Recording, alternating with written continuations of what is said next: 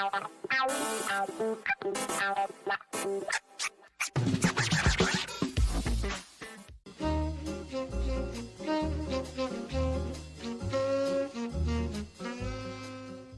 is surrounded, right? Guns, cops. Guns, cops, fences. It looks like war there, and it's yeah. And because Apple's supposed to look like. Yeah. Because one orange idiot won't just say I lost. Go home, right? So it's So today, what is this? I can't even keep track of the craziness. They think March 4th was the original inauguration date because someone so-and-so was the last legitimate president and blah, blah, blah, blah, blah. Yeah, they changed it in 1930s? Right. 1830s. They believe Trump will be sworn in today to replace Joe Biden, which, right. Oh, it was designated inauguration day until the 20th Amendment established the date as January 20th, and law enforcement, all right. Yeah. Okay. I think you were right the first time, the 1930s. I thought the 1930s it just seemed like that was awfully late. Right. Because don't they feel like the last... They are hedging their bets like most of the Rapture crowd does by saying March 20th. Don't know how they're justifying that, but it might be March 20th also. If it's not today. You know, I have a perfectly good Rapture helmet that I have never used, and I am pissed. Exactly. Yeah, it's like Christians, these far-right cultist Christians who say the rapture is coming, and then when it doesn't come, they meant, this day, forward.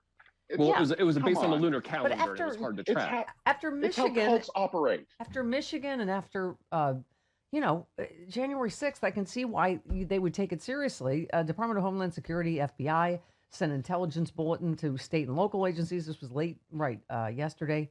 Warning domestic groups have discussed plans to take control of the U.S. Capitol and to remove Democratic lawmakers on or about March. Oh, remove.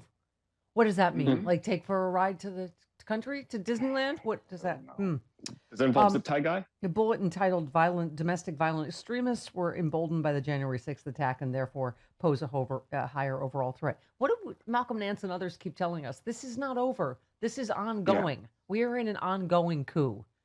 And this is why all of these people need to be held accountable, right? From Trump to Cruz and Hawley on down. Right. The law enforcement official says the bulletin makes clear the threat did not begin or end on January 6th. So just ruined a perfectly good wacky radio stunt on top of it all. I was going to do my Jodie Foster in the panic room for the entire show.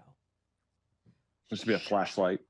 We're in the panic room. We're in the panic room because Donald Trump is president again. That's kind of Contact and kind of the Panic Room movie. What was the Panic Room movie's name? Is that it? The Panic Room? Oh, thank you, Sean. Yeah. Thank you, Sean. Thank you. Okay. Shh, I'm in the panic room. I was just going to say that the whole... I can hear the Trumpers screaming. Mixed with a little Blair Witch. I can hear the Trumpers screaming. Yeah, I can do that. Hang on a second. Hang on. I'll do this. Oh, I'm so scared. I can do snot coming out of my nose. I'm so scared. kind of Blair Bitch Project. Okay. All right. Well, you know what? We'll save that for another day. Okay, we'll do that. Yeah, we'll get right on that. I went with my liberal AF shirt. Why? Because could I have my cheap butter commercial music? We welcome a new sexy liberal to the sexy liberal family this morning. Kimberly Johnson joins with her fantastic podcast, Start Me Up, joins the Sexy Liberal Podcast Network. She will join us today in hour number 2. She is not now. Yeah, she's not just Bob Cesca's refrigerator sex partner. Stop objectifying her like that. That is my job. She is brilliant. She happens to be hot as AF, but brilliant and hilarious in her own right. Smart, brilliant. Anyway, it's our brand, man. It's our bag. Smart, funny. It is. Yes. She got the whole deal. And she was an actress on Days of Our Lives. I know, because she's, as I mentioned, hot AF. Okay. All right. So you can go to your podcast player now and subscribe to Start Me Up with Kimberly A. Johnson right now, or you can just check it out at sexyliberal.com. Yeah. By the way, I don't know what the A means. She's got a nice A. That's all I'm saying. She put the A in the Kimberly A. What? What? Did I Cuomo her? What's happening?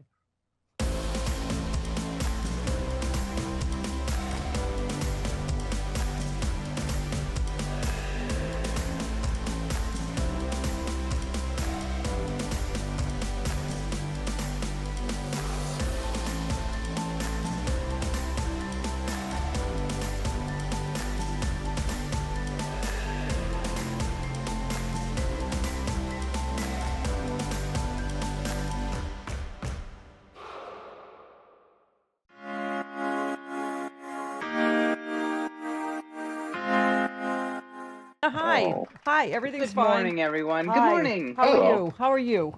So now, I Dana. am hanging in.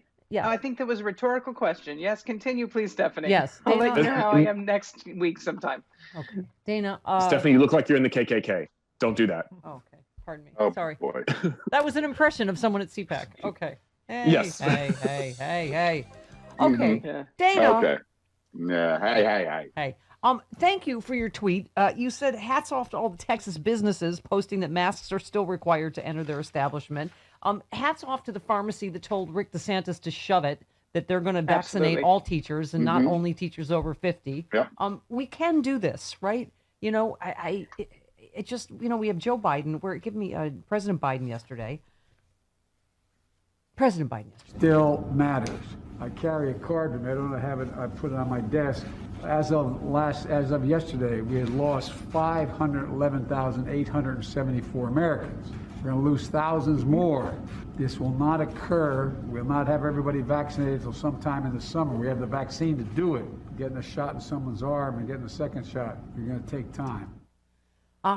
Yes, but we can see the finish line now, Dana, right? There's hope. There's light. Yes, I'm finally starting to feel that hopefully by the end of summer, I might be able to say yes to live performances and actually travel again, maybe by August. Yeah. So wouldn't that be something? All right, one more. President Biden yesterday. It's critical that they follow the science. Wash your hands, hot water, do it frequently, wear a mask, and stay socially distanced. And I know you all know that. I wish the heck some of our elected officials knew it. It's hard to get your mind around the insanity of this, Texas thing. Everything's open, everything. No restrictions, no masks, Yeah, we got both governors in Mississippi and Texas saying, hold my beer. I'm going to show you who's the dumbest governor in the South. Yeah. But the thing is, it's not the people of Texas and Mississippi. There's good people in there that want to do the right thing, stay protected. You're putting frontline workers who have not been vaccinated in danger. You're putting teachers in danger, and you're putting people that have to still go to work in danger in these businesses. You know, it's just, I don't know what Greg Abbott's thinking. He's killing off his constituents. And it will disproportionately, of course, affect people of color that are on the front lines. Absolutely. I mean, it's 100% insane and racist and So obviously, we were going to start the show with a wacky War of the Worlds broadcast that Donald Trump had been reinaugurated, but then we, thought with military surrounding the Capitol, maybe not so funny. Right, QAnon thinks that this would be the day he will be reinstalled. Right. So the National Guard already prepared for what could happen. Steny Hoyer announced that they would obviously finish last night. I mean, Dana, there's part of me going, don't cave in to the bullies. But I think just because of January 6th, there's such an excess of caution, right? Absolutely. And there should be. We've got a president and a vice president that we love and adore. We've got people in Congress that are doing their jobs and actually upholding the law and the Constitution. I'd like to protect those. If the guys and gals, if you will, that are not doing their jobs happen to be protected in the same time, that's a nice byproduct for them. They're not really my concern or my priority. Yeah, as Sarah Palin would say, guys and gals, right? Yeah, guys and gals. Guys and gals. Okay. Oh, God, forgot about that voice. Eesh. Oh, and of course, don't forget if you're Laura Bobart, is that how the transvestites? Oh, I heard that one. Transvestite site.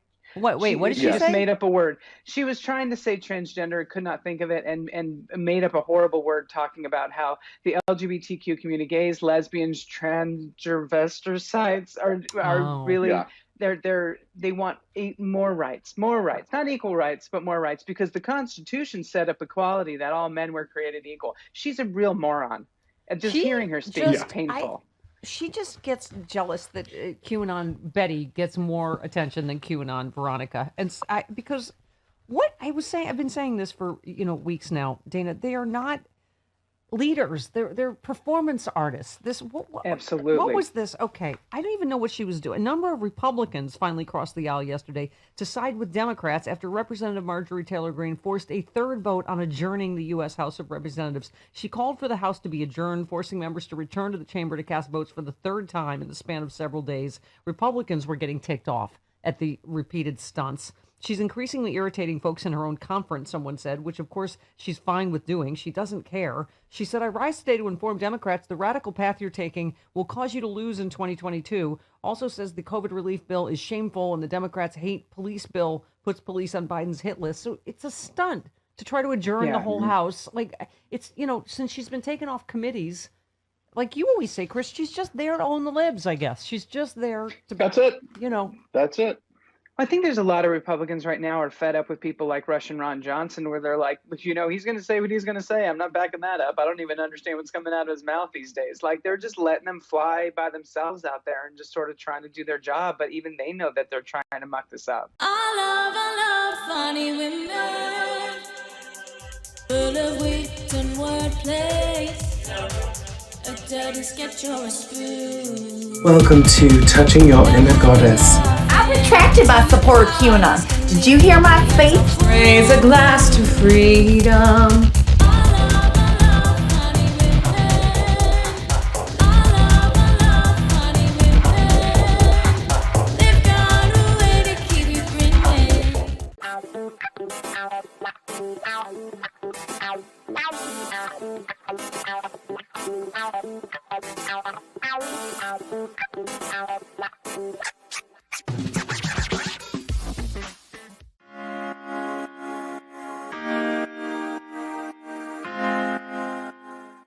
Oh, hi.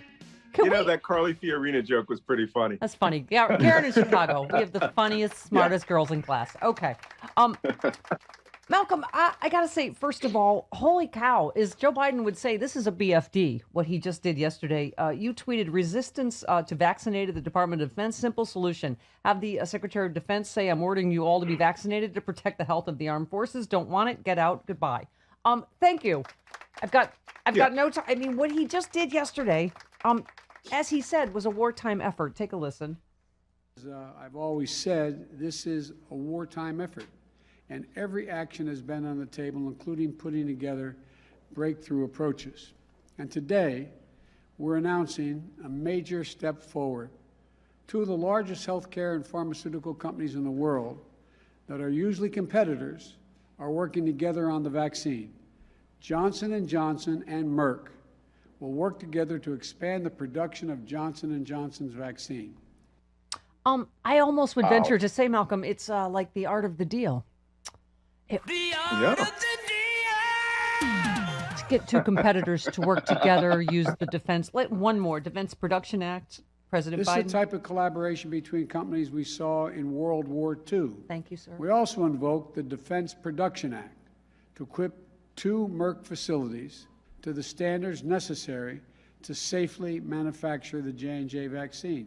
And with the urging and assistance of my administration, Johnson & Johnson is also taking additional new actions to safely accelerate vaccine production. Johnson & Johnson's vaccine manufacturing facilities will now begin to operate 24/7. So, Malcolm, you can't underestimate how huge this is. Every American adult to be vaccinated by the end of May, the order to have teachers vaccinated by the end of this month. I mean, oh my God, right? This is absolutely amazing, and I'm glad it happened. I mean, the first thing I did this morning, I was speaking to someone in Europe about how apparently the United States government is a sane, functioning organization that in fact we could be back to normal by midsummer. I know. That means now there's a little caution there, Steffi. Don't forget there was a poll at CPAC that said as many as 30% of Republicans do not want the vaccination. Or is it the other way around? It was like 60%. I can't recall. Right. But there's a high number of Republicans. It's the flip of Democrats. Yeah, absolutely. Right. Yeah. And they are going to be the body that will keep this country sick. I mean, they just reopened Mississippi. They just reopened Texas. I know. 100%. No mandates, nothing. No social distancing, nothing. Like the vaccine, like the coronavirus has never happened. They're going to kill their states. Yeah. And they know that there's a high number of African Americans in these and Latinos in these states, and that they're vulnerable to them. Yes. So they're on the front lines. The country may hobble along in the South as a sick country. Yeah. But the rest of the country may be past this. Yeah. One more. Let's listen to President Biden and talk on the other side. Here's what all this means. We're now on track to have enough vaccine supply for every adult in America by the end of May. Let me say that again. When we came into office, the prior administration had contracted for not nearly enough vaccine to cover adults in America. We rectified that. About 3 weeks ago, we were able to say that we'll have enough vaccine supply for adults by the end of July. And I'm pleased to announce today, as a consequence of the stepped-up process that I've ordered and just outlined, this country will have enough vaccine supply, I'll say it again, for every adult in America by the end of May. Oh my God. I'm not even used to the emotion of hope. Anymore. I'm telling you, the adults are in the room. Yeah. Things are happening.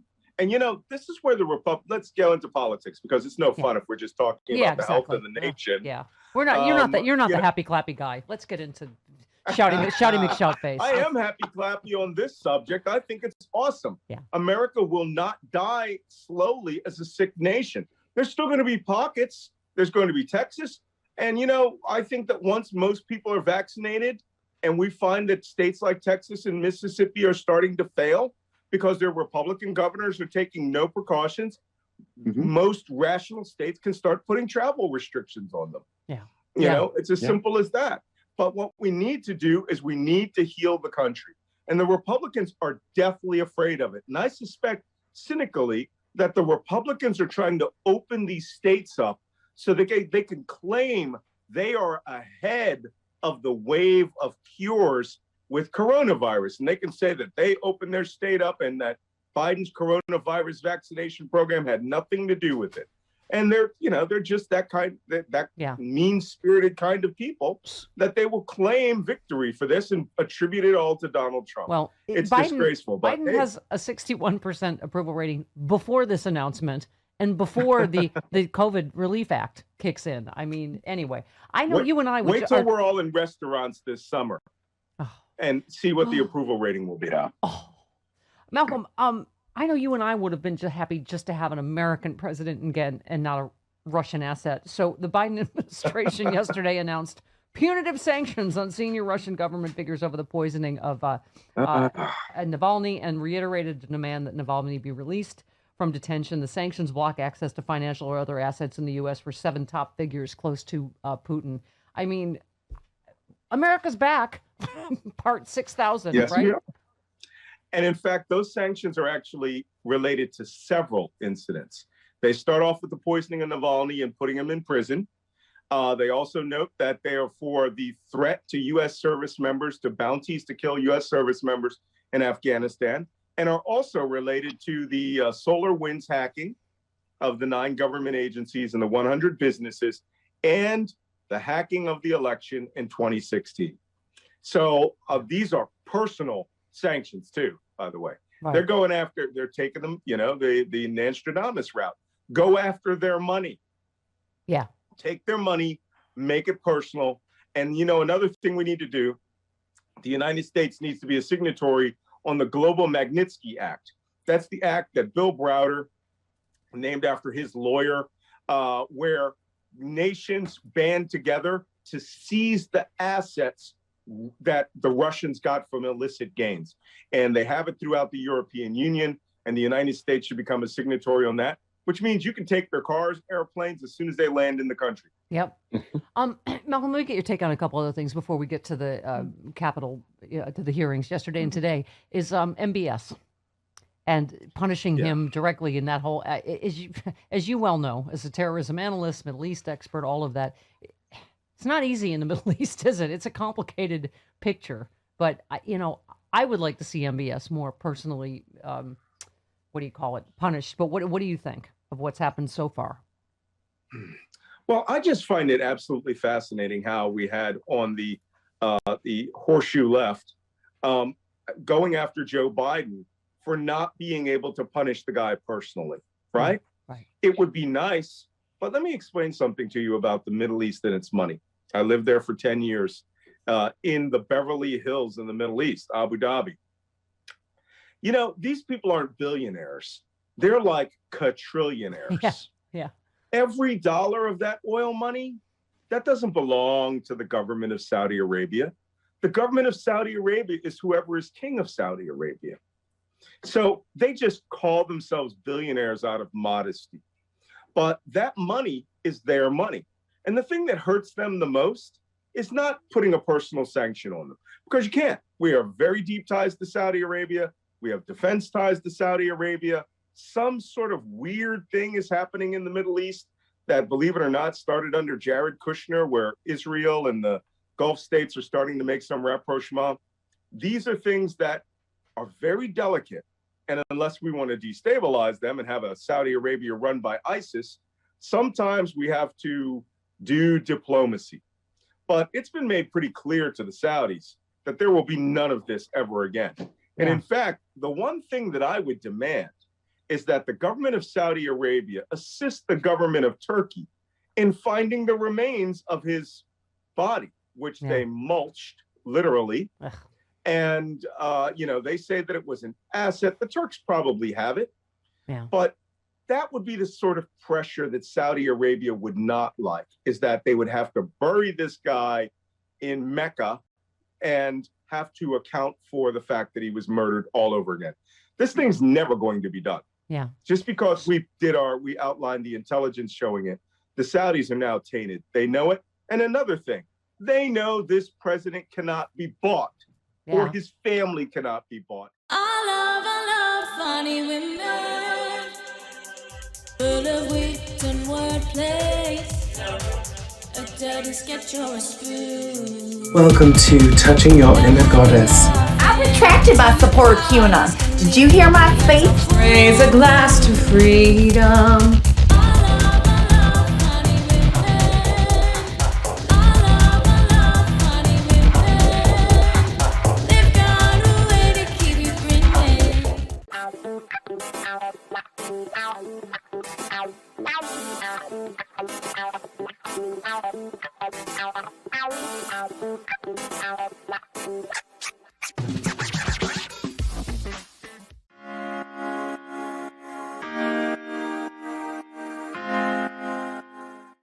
Some days I can't believe who I can get on my own show. I mean, it really is quite unbelievable.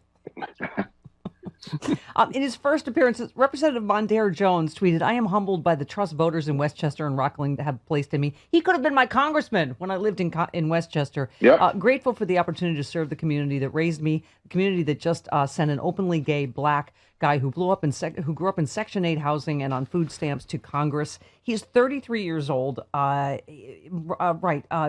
by a single mother who worked multiple jobs to provide for their family. He later graduated from Stanford, worked at the Department of Justice during the Obama administration, and graduated from Harvard Law School." Oh my God! Wow. On my show, Representative Mondaire Jones. Good morning. It's so nice to meet you. Good morning. That has been the best introduction of me to date. Thank you. You are an impressive. I was doing my show prep last night. I'm like, he's an impressive dude. How do I prepare for this? Just be yourself. I promise. Well, Representative, I'm so happy to. And you could have. I lived in Croton-on-the-Hudson, so you could have been my guy. I mean, I have Adam Schiff now, so I'm okay. But Adam's a good guy. He's a real leader, and but yeah, would have loved to have you in Croton. We call it. Some people call it People's Republic of Croton. We got some real progressives in Croton. We do. I love it. I lived right around T-Town, the nature preserve. It was we were a bunch of little hippies. It was fantastic.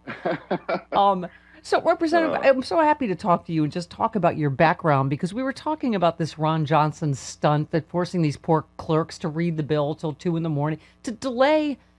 And, to people that grew up like you and the vast majority of Americans, this is not funny. It is not funny. Over 520,000 of us are dead. People have lost their jobs. They're standing in food lines. And this is all Republicans have are stunts at this point, right? It is so shameful that we didn't get Republicans in the House to vote for this bill, despite the fact that 77% of the American people, including a majority of Republicans, support the American Rescue Plan. And by the way, when I say we didn't get, it's not the lack of trying or engaging in good faith. I mean, Congress is broken. Our democracy, in fact, is broken. And it has everything to do with the fact that the Republican Party has been able to exert minoritarian rule in many instances over the American people, and that's why we have to make sure we enact H.R. 1 and get it to Biden's desk. Thank you. You were all over Twitter about H.R. 1, and I keep saying, Representative, really nothing else matters, I don't think, if we don't get this passed, right? And you said it best. You said Congress must begin to end the new Jim Crow by passing the For the People Act and the George Floyd Justice in Policing Act. And it just, I mean, by the way, you said if there was any doubt that the Congress must pass For the People Act to save our broken democracy, consider that despite 76% of Americans supporting the American Rescue Plan, not a single Republican in Congress voted for it tonight. I mean, that just makes your case right there, doesn't it? It really does. And of course, when we passed the Equality Act, which would enshrine protections for the LGBTQ community in federal anti-discrimination law so that you can't be fired for being gay or discriminated against in the housing context, something that even the majority of Republicans are supportive of this bill. We still couldn't get the kind of support that you would expect based on public opinion from my Republican colleagues in the House. And of course, they're not going to do anything in the Senate, which is why we need to, by the way, repeal the filibuster. I love funny women, full of wit and wordplay. A dirty sketch or a spoon. Welcome to Touching Your Inner Goddess. I'm attracted by support QAnon. Did you hear my speech? Raise a glass to freedom.